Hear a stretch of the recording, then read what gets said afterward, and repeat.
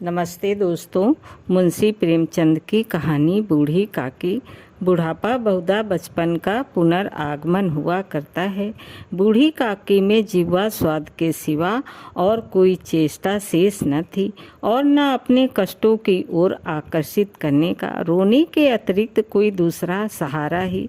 समस्त इंद्रियां, नेत्र, हाथ और पैर जवाब दे चुके थे। पृथ्वी पर पड़ी रहती और घर वाले कोई बात उनकी इच्छा के प्रतिकूल करते, भोजन का समय टल जाता या उसका परिणाम पूर्ण न होता अथवा बाजार से कोई वस्तु आती और न मिलती तो ये रोने लगती थी। उनका रोना सिसकना साधारण रोना न था, वे गला फाड़ फाड़ कर रोती थी। उनके पतिदेव को स्वर्ग सिधारे कालांतर हो चुके थे। बेटे तरुण हो होकर चल बसे थे। अब एक भतीजे के अलावा और कोई न था। उसी भतीजे के नाम उन्होंने अपनी सारी संपत्ति लिख दी थी।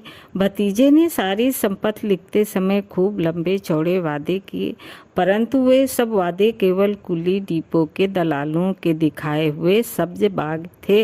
यद्यपि उस संपत्ति की वार्षिक आय 150-200 रुपये से कम न थी, तथापि बूढ़ी काकी को पेट भर भोजन भी कठिनाई से मिलता था। इसमें उनके भतीजे पंडित बुद्धिराम का अपराध था अथवा उनकी अर्धांगिनी श्रीमती रूपा का। इसका निर्णय करना सहज नहीं था। बुद्धिराम स्वभाव के सज्जन थे, किंतु उसी समय तक जबकि उनके कोष पर आँच न आए। रूपा स्वभाव से तीव्र थी, सही पर ईश्वर से डरती थी। अतएव बूढ़ी काकी को उनकी तीव्रता उतनी न खलती थी जितनी बुद्धिराम की भल मन सामत। बुद्धिराम को कभी कभी अपने अत्याचार का खेद होता था। वे विचारते थे कि इसी संपत्ति के कारण मैं इस समय भला मानुष बना बैठा हूँ। यदि भौतिक आश्वासन और सुखी सहानुभूति से स्थिति में सुधार हो सकता हो तो उन्हें कदाचित कोई आपत्ति न होती, परंतु विशेष व्यय का भय उनकी सुचेष्टा को दबाए रखता था। यहाँ तक कि यदि द्वार पर कोई भला आदमी बैठा होता और बूढ़ी काकी उस समय अपना राग अलपने लगती तो वो आग हो जाते और घर में आकर उन्हें जोर से डांटते। लड़कों को बुढ़ों से स्वाभाविक विदेश होता ही है और फिर जब माता पिता का ये रंग देखते तो वे बूढ़ी काकी को और सताया करते। कोई चुटकी काटकर भागता, कोई इन पर पानी की कुल्ली कर देता। काकी चीख मारकर रोती, परंतु ये बात प्रसिद्ध थी कि वो केवल खाने के लिए रोती है। अतएव उनके संताप और अंतर्नाद पर कोई ध्यान नहीं देता था। हाँ, काकी क्रोधातुर होकर बच्चों को गालियाँ देने लगती तो रूपा घटना स्थल पर आ पहुँचती। इस भय से काकी अपनी जीवा कृपाण का कदाचित ही प्रयोग करती थी। यद्यपि उपद्रव शांति का ये उपाय रोने से कहीं अधिक उपयुक्त था। संपूर्ण परिवार में यदि काकी से किसी को अनुराग था तो वो बुद्धिराम की छोटी लड़की लाडली थी। लाडली अपने दोनों भाइयों के भय से अपने हिस्से की मिठाइयाँ चबेना बूढ़ी काकी के पास बैठकर खाया करती थी। यही उसका रक्षागार था और यद्यपि काकी की शरण उनकी लोलुपाता के कारण बहुत महंगी पड़ती थी, तथापि भाइयों के अन्याय से सुरक्षा कहीं सुलभ थी तो बस यही। इसी स्वार्थानुकूलता ने उन दोनों में सहानुभूति का और आरोपण कर दिया था। रात का समय था। बुद्धिराम के द्वार पर शहनाई बज रही थी और गांव के बच्चों का झुंड विस्मयपूर्ण नेत्रों से गाने का रसास्वादन कर रहा था। चारपाइयों पर मेहमान विश्राम करते हुए नाइयों से मुक्कियां लगवा रहे थे। समीप खड़ा भाट बिरुदावली सुना रहा था और कुछ भवज्ञ मेहमानों की वाहवाह पर ऐसा खुश हो रहा था मानो वो वाहवाह खा यथार्थ में वही अधिकारी है। दो एक अंग्रेजी पढ़े हुए नवयुवक इस व्यवहारों से उदासीन थे। वे इस गंवार मंडली में बोलना अथवा सम्मिलित होना अपनी प्रतिष्ठा के प्रतिकूल समझते थे। आज बुद्धिराम के बड़े लड़के मुखराम का तिलक आया है, ये उसी का उत्सव है। घर के भीतर स्त्रियां गा रही थी और रूपा मेहमानों के लिए भोजन में व्यस्त थी। भट्टियों पर कड़ा चढ़ रहे थे। एक में पूड़ियाँ कचौड़ियाँ निकल रही थी, दूसरे में अन्न पकवान बनते थे। एक बड़े हंडे में मसालेदार तरकारी पक रही थी। घी और मसालों की क्षुद्र वर्धक सुगंध चारों ओर फैली हुई थी। बूढ़ी काकी अपनी कोठरी में शोकमय विचार की भांति बैठी हुई थी। ये स्वाद मिश्रित सुगंध उन्हें बेचैन कर रही थी। वे मन ही मन विचार कर रही थी, संभवतः मुझे पूड़ियाँ न मिलेगी, इतनी देर हो गई, कोई भोजन लेकर आया नहीं। मालूम होता है सब लोग भोजन कर चुके हैं, मेरे लिए कुछ न बचा। ये सोचकर उन्हें रोना आया, परंतु अपशगुन के भय से वो रो न सकी। आह, कैसी सुगंध है, अब मुझे कौन पूछता है। जब रोटियों के ही लाले पड़े हैं तब ऐसे भाग्य कहाँ की भरपेट पूड़ियाँ मिले। ये विचार कर उन्हें रोना आया। कलेजे में हुक सी उठने लगी, परंतु रूपा के भय से उन्होंने फिर मौन धारण कर लिया। बूढ़ी काकी देर तक इन्हीं दुखदायक विचारों में डूबी रही। घी और मसालों की सुगंध रह रहकर मन को आपे से बाहर किए देती थी। मुंह में पानी भर भर आता था। पूड़ियों का स्वाद स्मरण करके हृदय में गुदगुदी होने लगती थी। किसे पुकारूं आज, लाडली बेटी भी नहीं आई। दोनों छोकरे सदा दिख दिया करते हैं, आज उनका भी कहीं पता नहीं। कुछ मालूम हो तो कि क्या बन रहा है। बूढ़ी काकी की कल्पना में पूड़ियों की तस्वीर नाचने लगी। खूब लाल लाल फूली फूली नरम नरम होगी। रूपा ने भली भांति भोजन किया होगा। कचौड़ियों में अजवाइन और इलायची की महक आ रही होगी। एक पूड़ी मिलती तो जरा हाथ में लेकर देखती, क्यों न चलकर कढ़ा के सामने ही बैठूं। पूड़ियाँ छन छन कर तैयार होंगी, कढ़ा से गरम गरम निकल कर थाल में रखी जाती होंगी। फूल हम घर में भी सूंघ सकते हैं, परंतु वाटिका में कुछ और बात होती है। इस प्रकार निर्णय करके बूढ़ी काकी उड़कू बैठकर हाथों के बल सरकती हुई बड़ी कठिनाई से चौखट से उतरी और धीरे धीरे रेंगती हुई कढ़ा के पास जा बैठी। यहाँ आने पर उन्हें उतना ही धैर्य हुआ जितना भूखे कुत्ते को खाने वाले के सम्मुख बैठने में होता है। रूपा उस समय कार्यभार से उद्विग्न हो रही थी। कभी इस कोठे में जाती, कभी उस कोठे में, कभी कढ़ा के पास जाती, कभी भंडारे में जाती। किसी ने बाहर से आकर कहा, महाराज ठंडाई मांग रहे हैं। ठंडाई देने लगी। इतने में फिर किसी ने आकर कहा, भाट आया है, उसे कुछ दे दो।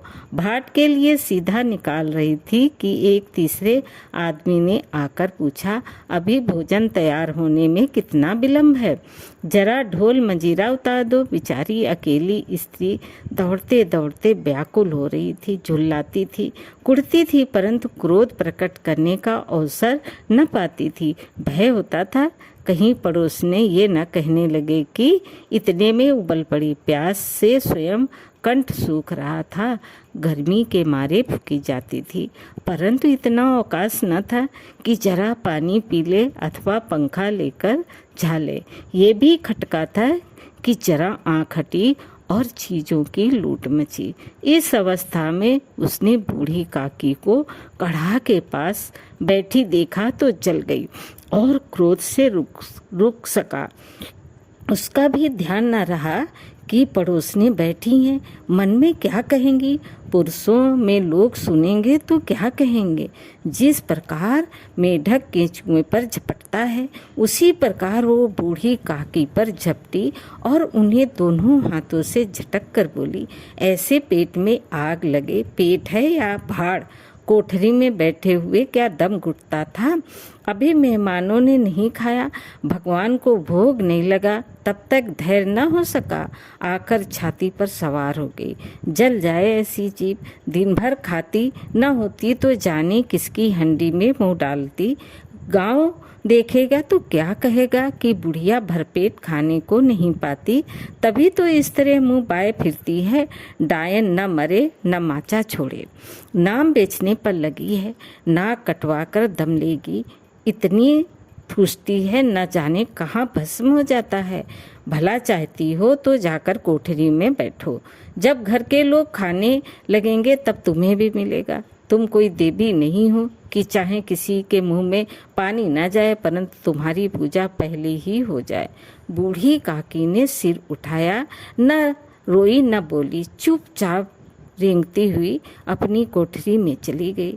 आवाज़ ऐसी कठोर थी कि हृदय और मस्तिष्क की संपूर्ण शक्तियाँ, संपूर्ण विचार और संपूर्ण भार उसी ओर आकर्षित हो गए थे। नदी में जब कगार का कोई बृहद खंड कटकर गिरता है तो आसपास का जल समूह चारों ओर से उसी स्थान को पूरा करने के लिए दौड़ता है। भोजन तैयार हो गया था। आंगन में पत्तलें पड़ गईं, मेहमान खाने लगे। स्त्रियों ने जेवनार गीत गाना प्रारंभ कर दिया। मेहमान के नाई और सेवक गण भी उसी मंडली के साथ किंतु कुछ हटकर भोजन करने लग बैठे थे, परंतु सभ्यता अनुसार जब तक सबके सब ना खा ले चुके कोई उठ नहीं सकता था। दो एक मेहमान जो कुछ पढ़े लिखे थे, सेवकों के दीर्घाहार पर झुल्ला रहे थे। वे इस बंधन को व्यर्थ और बेकार की बात समझते थे। बूढ़ी काकी अपनी कोठरी में जाकर पश्चाताप कर रही थी कि मैं कहाँ से कहाँ आ गई।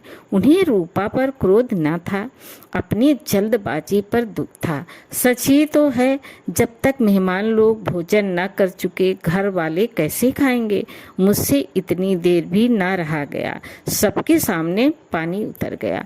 अब जब तक कोई बुलाने नहीं आएगा ना जाऊंगी। मन ही मन इस प्रकार का विचार कर वो बुलाने की प्रतीक्षा करने लगी, परंतु घी की रुचिकार सुवास बड़ी धैर्य प्रतीक हो रही थी। उन्हें एक एक पल एक एक युग के समान मालूम होता था। अब पत्तल बिछ गई होंगी, अब मेहमान आ गए होंगे, लोग हाथ पैर धो रहे होंगे, नाई पानी दे रहा है, मालूम होता है लोग खाने बैठ गए, जेवनार गाया जा रहा है। इस विचार कर वो मन को बहलाने के लिए लेट गई। धीरे धीरे एक गीत गुनगुनाने लगी। उन्हें मालूम हुआ कि मुझे गाते देर हो गई है। क्या इतनी देर तक कि लोग भोजन कर ही रहे होंगे, किसी की आवाज़ सुनाई नहीं देती। अवश्य लोग खा पी कर चले गए, मुझे कोई बुलाने नहीं आया। रूपा चिढ़ गई है, न जाने न बुलाए, सोचती होगी कि आप ही आवेगी। वो कोई मेहमान तो नहीं है जो उन्हें बुलाऊं। बूढ़ी काकी चलने को तैयार हुई, ये विश्वास कि 1 मिनट में पूड़ियाँ और मसालेदार तरकारियाँ सामने आएगी। उनकी स्वादेंद्रियों को गुदगुदाने लगा। उन्होंने मन में तरह तरह के मंसूबे बांधे। पहले तरकारी से पूड़ियाँ खाऊंगी, फिर दही और शक्कर से कचौड़ियाँ रायते के साथ मज़ेदार मालूम होंगी। चाहे कोई बुरा माने चाहे भला, मैं तो मांग मांग कर खाऊंगी। यही न लोग कहेंगे कि इन्हें विचार नहीं कहा करें। इतने दिन के बाद पूड़ियाँ मिल रही हैं तो मुंह जूठा करके थोड़ी ही उठ जाऊंगी। वो उड़कू बैठकर सरकते हुए आंगन में आई, परंतु हाय दुर्भाग्य, अभिलाषा ने अपने पुराने स्वभाव के अनुसार समय की मिथ्यता कल्पना की थी। मेहमान मंडली अभी बैठी हुई थी। कोई खाकर उंगलियां चटता था, कोई तिरछे नेत्रों से देखता था कि और लोग अभी खा रहे हैं या नहीं। कोई इस चिंता में था कि पत्तल पर पूड़ियाँ छूटी जाती हैं, किसी तरह इन्हें भीतर रख लेता। कोई दही खाकर चटकारता था, परंतु दूसरा दोना मांगते संकोच करता था कि इतने में बूढ़ी काकी रेंगती हुई उनके बीच में आ पहुंची। कई आदमी चौंक कर उठ खड़े हुए, पुकारने लगे, अरे ये बुढ़िया कौन है, यहाँ कहाँ से आ गई, देखो किसी को छू न दे। पंडित बुद्धिराम काकी को देखते ही क्रोध से तिलमिला गए। पूड़ियों का थाल लिए खड़े थे, थाल को जमीन पर पटक दिया और जिस प्रकार निर्दयी महाजन अपने किसी बेईमान और भगोड़े कर्जदार को देखते ही उसका टेटुआ पकड़ लेता है, उसी तरह लपक कर उन्होंने काकी के दोनों हाथ पकड़े और घसीटते हुए लाकर उन्हें अंधेरी कोठरी में धम से पटक दिया। आशा रूपी वाटिका लू के एक झोंके में विनिष्ट हो गई। मेहमानों ने भोजन किया, घर वालों ने भोजन किया, बाजे वाले धोबी चमार भी भोजन कर चुके, परंतु बूढ़ी काकी को किसी ने न पूछा। बुद्धिराम और रूपा दोनों ही बूढ़ी काकी को उनकी निर्जलता के लिए दंड देने का निश्चय कर चुके थे। उनके बुढ़ापे पर, दीनता पर, अज्ञानता पर किसी को करुणा न आई थी। अकेली लाडली उनके लिए कुढ़ रही थी। लाडली को काकी से अत्यंत प्रेम था। बेचारी भोली लड़की थी। बाल विनोद और चंचलता की उसमें गंध तक न थी। दोनों बार जब उसके माता पिता ने काकी को निर्दयता से घसीटा तो लाडली का हृदय ऐंठ कर रह गया। वो झुल्ला रही थी कि हम लोग काकी को क्यों बहुत सी पूड़ियाँ नहीं देते? क्या मेहमान सबके सब खा जाएंगे? यदि काकी ने मेहमानों से पहले खा लिया तो क्या बिगड़ जाएगा? वो काकी के पास जाकर उन्हें धैर्य देना चाहती थी, परंतु माता के भय से ना जा सकती। उसने अपने हिस्से की पूड़ियाँ बिल्कुल ना खाई थी, अपनी गुड़िया की पिटारी में बंद कर रखी थी। उन पूड़ियों को काकी के पास ले जाना चाहती थी। उसका हृदय अधीर हो रहा था। बूढ़ी काकी मेरी बात सुनते ही उठ बैठेंगी, पूड़ियाँ देखकर कैसी प्रसन्न होंगी, मुझे बहुत प्यार करेंगी। रात को 11 बज गए थे। रूपा आंगन में पड़ी सो रही थी। लाडली की आंखों में नींद न आती थी। काकी को पूड़ियाँ खिलाने की खुशी उसे सोने न देती थी। उसने गुड़ियों की पिटारी सामने रखी थी। जब विश्वास हो गया कि अम्मा सो रही है तो वो चुपके से उठी और विचारने लगी, कैसे चलूं? चारों ओर अंधेरा था, केवल चूल्हों में आग चमक रही थी। चूल्हों के पास एक कुत्ता लेटा हुआ था। लाडली की दृष्टि सामने वाले नीम पर गई। उसे मालूम हुआ कि उस पर हनुमान जी बैठे हुए हैं। उनकी पूंछ, उनकी गदा वो स्पष्ट दिखाई दे रही है। मारे भय के उसने आंखें बंद कर ली। इतने में कुत्ता उठ बैठा। लाडली को धड़ास हुआ। कई सोए हुए मनुष्यों के बदले एक भागता हुआ कुत्ता उसके लिए अधिक धैर्य का कारण हुआ। उसने पिटारी उठाई और बूढ़ी काकी की कोठरी की ओर चली। बूढ़ी काकी को केवल इतना स्मरण था कि किसी ने मेरे हाथ पकड़कर घसीटे। फिर ऐसा मालूम हुआ कि जैसे कोई पहाड़ पर उड़ाए लिए जाता है। उनके पैर बार बार पत्थरों से टकराए। तब किसी ने उन्हें पहाड़ पर से पटका, वे मूर्छित हो गए। जब वे सचेत हुई तो किसी की जरा भी आहट न मिलती थी। समझी कि सब लोग खा पी कर सो गए और उनके साथ मेरी तकदीर भी सो गई। रात कैसे कटेगी राम? क्या खाऊं? पेट में अग्नि दधक रही है। हाँ, किसी ने मेरी सुध न ली। क्या मेरा पेट काटने से धन जुड़ जाएगा? इन लोगों को इतनी भी दया नहीं आती कि न जाने बुढ़िया कब मर जाए, उसका जी क्यों दुखावे।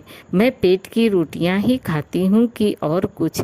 इस पर ये हाल, मैं अंधी अपाहिज ठहरी, न कुछ सुनूं न बूझूं। यदि आंगन में चली गई तो क्या बुद्धिराम से इतना कहते न बनता था कि काकी अभी लोग खाना खा रहे हैं, फिर आना। मुझे घसीटा पटका उन्हीं पूड़ियों के लिए। रूपा ने सबके सामने गालियां दी।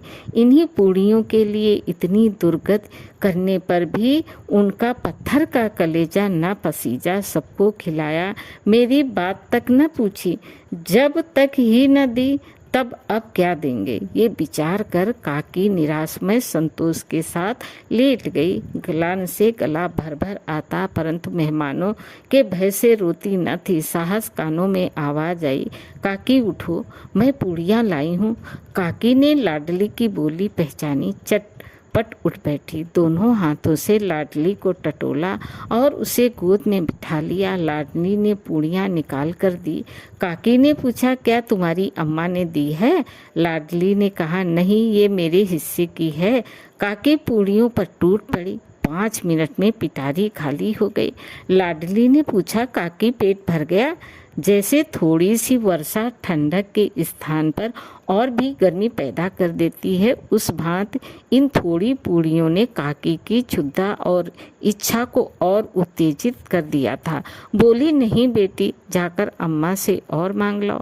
लाडली ने कहा, अम्मा सोती है, जगाऊंगी तो मारेगी। काकी ने पिटारी को भी टटोला। उसमें कुछ खुरचन गिरी थी। बार बार ऊँट चाटती थी, चटखारे भरती थी। हृदय ममोस रहा था कि और पूड़ियाँ कैसे पाऊं। संतोष सेतु जब टूट जाता है तब इच्छा का भाव अपरिमित हो जाता है। मतवालों को मद का स्मरण करना उन्हें मंदाद बनाता है। काकी का अधीर मन इच्छाओं के प्रबल प्रवाह में बह गया। उचित और अनुचित का विचार जाता रहा।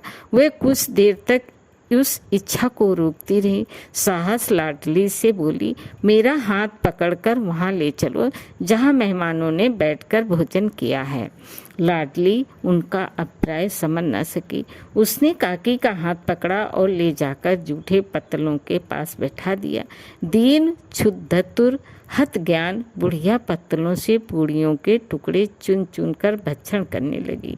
ओ दही कितना स्वादिष्ट था, कचौड़ियाँ कितनी सलोनी, खस्ता कितने सुकोमल। काकी बुद्धिहीन होते हुए भी इतना जानती थी कि मैं वो काम कर रही हूँ जो मुझे कदापि न करना चाहिए। मैं दूसरों की जूठी पत्तल चाट रही हूँ। परंतु बुढ़ापा तृष्णा रोग का अंतिम समय है, जब संपूर्ण इच्छाएं एक ही केंद्र पर आ लगती हैं। बूढ़ी काकी में ये केंद्र उनकी स्वादेंद्रियां थी।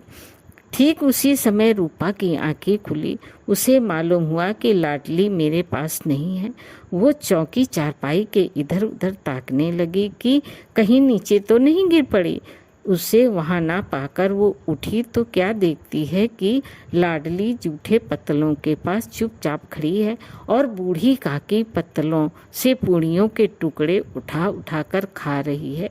रूपा का हृदय सन्न हो गया। किसी गाय की गर्दन पर छुरी चलाते देखकर जो अवस्था उसकी होती है वही उस समय हुई। एक ब्राह्मणी दूसरों की जूठी पत्तल टटोले, इससे अधिक शोकमय दृश्य असंभव था। पूड़ियों के कुछ ग्रास के लिए उसकी चचेरी सास ऐसा अनिष्ट कर्म कर रही है, वो ये दृश्य था कि जिसे देखकर देखने वालों के हृदय कांप उठते। ऐसा प्रतीत होता था मानो जमीन रुक गई, आसमान चक्कर खा रहा है, संसार पर कोई विपत्ति आने वाली है। रूपा क्रोध न आया, शोक के सम्मुख क्रोध कहाँ। करुणा और भय से उसकी आंखें भर आई। इस अधर्म का भागी कौन है? उसने सच्चे हृदय से गगन मंडल की ओर हाथ उठाकर कहा, परमात्मा मेरे बच्चों पर दया करो, इस अधर्म का दंड मुझे मत दो, नहीं तो मेरा सत्यानाश हो जाएगा। रूपा को अपनी स्वार्थपरता और अन्याय इस प्रकार प्रत्यक्ष रूप में कभी न दिख पड़े थे। वो सोचने लगी, हाय कितनी निर्दयी हूँ। जिसकी संपत्ति से मुझे 200 रुपया आय हो रही है, उसकी ये दुर्गत और मेरे कारण। हे दयामय भगवान, मुझसे बड़ी भारी चूक हुई, मुझे क्षमा करो।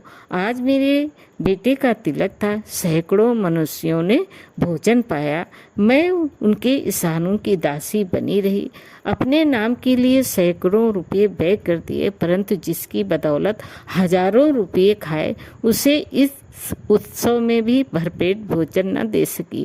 केवल इसी कारण तो वो वृद्ध असहाय है। रूपा ने दिया जलाया, अपने भंडारे का द्वार खोला, एक थाली में संपूर्ण सामग्रियां सजाकर बूढ़ी काकी की ओर चली। आधी रात जा चुकी थी। आकाश पर तारों के थाल सजे हुए थे और उन पर बैठे हुए देवगण स्वर्गीय पदार्थ सजा रहे थे, परंतु उनमें किसी को वो परम आनंद प्राप्त न हो सकता था जो बूढ़ी काकी को अपने सम्मुख थाल देखकर प्राप्त हुआ।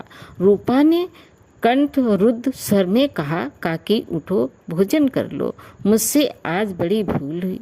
उसका बुरा ना मानना, परमात्मा से प्रार्थना करो कि वो मेरे अपराध क्षमा कर दें। भोले भोले बच्चों की भांति जो मिठाइयाँ पाकर मार और तिरस्कार सब भूल जाता है, बूढ़ी काकी वैसे ही सब भूलकर बैठी हुई खाना खा रही थी। उसके एक एक रोए से सच्ची सद इच्छाएं निकल रही थी और बुद्धिराम की पत्नी रूपा बैठी स्वर्गीय दृश्य का आनंद लेने में निर्मग्न थी। दोस्तों, कहानी कैसी लगी? लाइक करो, सब्सक्राइब करो। धन्यवाद।